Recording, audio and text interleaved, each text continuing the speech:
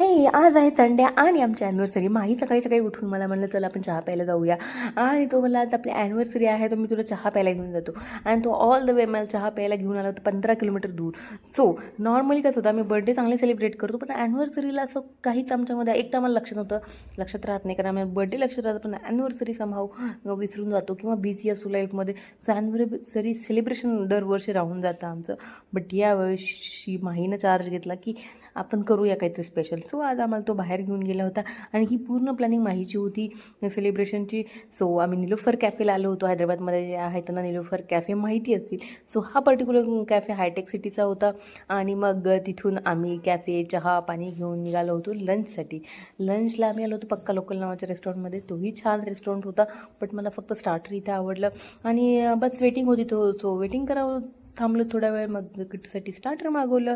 आणि सो मी सांगत होते की आमची ॲनिव्हर्सरी सेलिब्रेशन मागच्या वर्षी नाही झाली.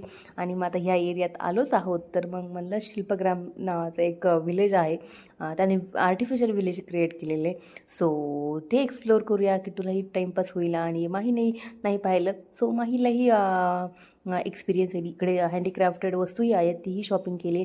आणि खूप सारी ग्रीनरी आहे. आणि आज खऱ्या कोण अर्थानं आहे होते की कोण आहे आम्ही किट्टू? की कोण आहे तिथे? यावर्षी बघ, आम्ही खाली बघ, प्रॉपर खाली बघ, टाईम काढून खाली बघ ग ॲनिव्हर्सरीचा म्हणा. डे सेलिब्रेट केला.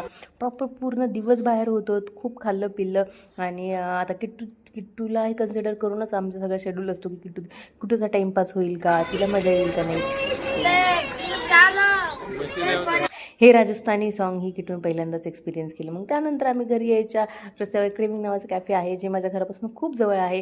आणि आम्ही विकेंडला किंवा महिन्यातून एकदा तरी या कॅफेला जातो. सो इथे आम्ही डिनर घेतला.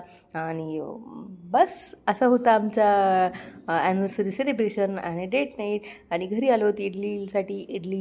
हे पीठ भिजू घातलं आणि असं संपवलं दिवस. Thanks for watching. भेटूया नेक्स्ट ब्लॉगमध्ये. बाय.